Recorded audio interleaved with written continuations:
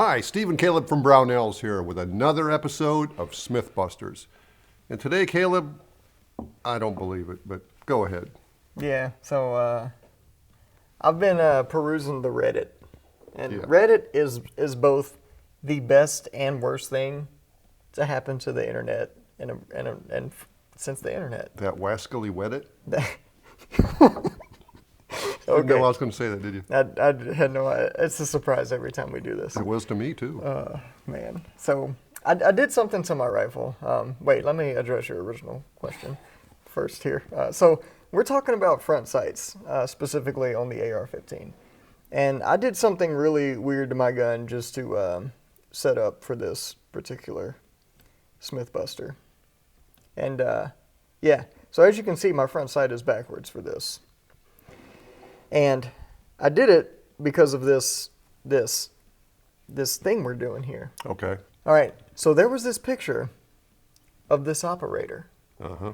that emerged, okay? Alleged operator or operator? I say alleged because Okay. we'll put a version of the picture up on the screen for your viewing pleasure, and you can decide. But if this is cool, then chilling with your finger on the trigger is also cool, by the way. Don't know if you guys knew that. Anywho,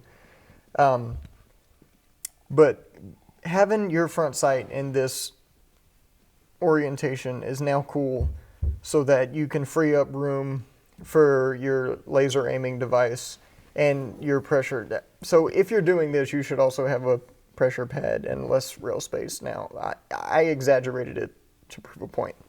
Point is... So the myth is mounting your front sight backwards is a thing now?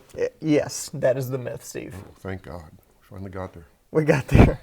So yeah, so now it's okay to mount your front sight backwards.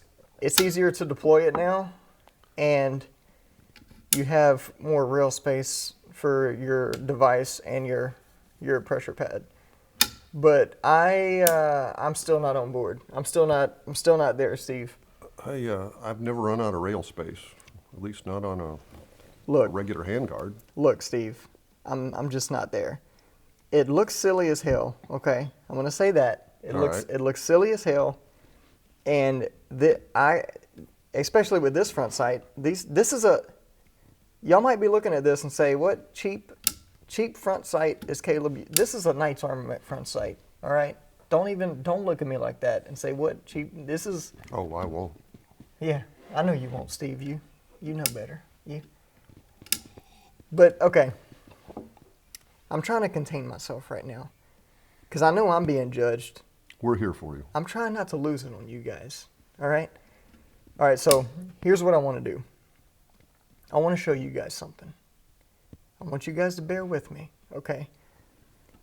I have set up a scenario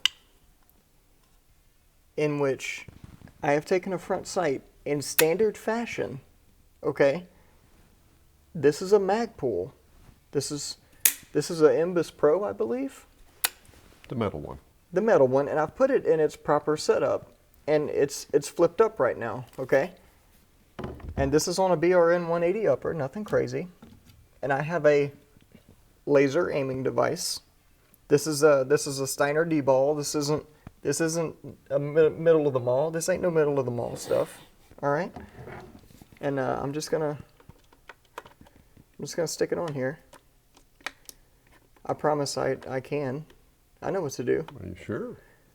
Give me just give me a second here, Steve. Gunsmithing involved. Look at that. Okay. I have so much more room for activities on this rail. Activities. And the sight isn't any higher than anything else on this D-ball. It's flipped up. I have plenty of rail space, and we're good to go. And I don't need to put the front sight forward. So why would I put the front sight backwards?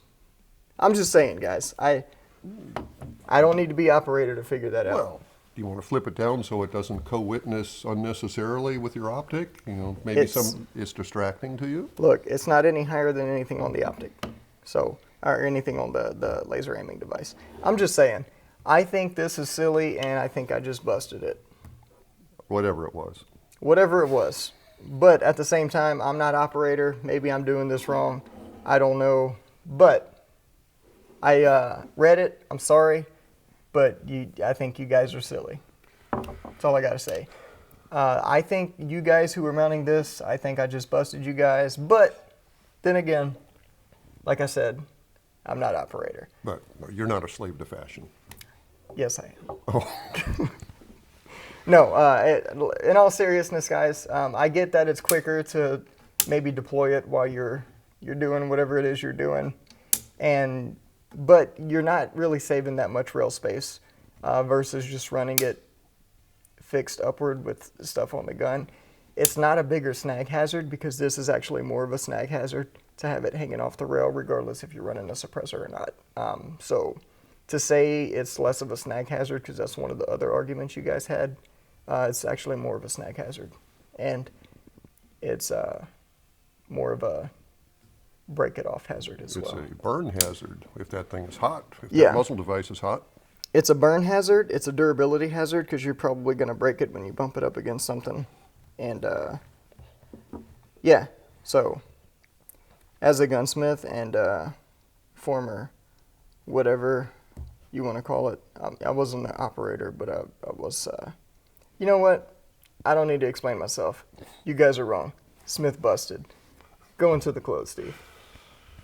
If you have a comment or a question or a reason why you'd mount your sight that way, or if you've been doing it that way, let us know. If you've got a really good reason, we'd like to hear it. In the meantime, we'll try to come up with something better. And we'll see you next time with another episode of Smyth Busters. I got to go fix this gun now. You didn't take your sip. Oh, excuse me.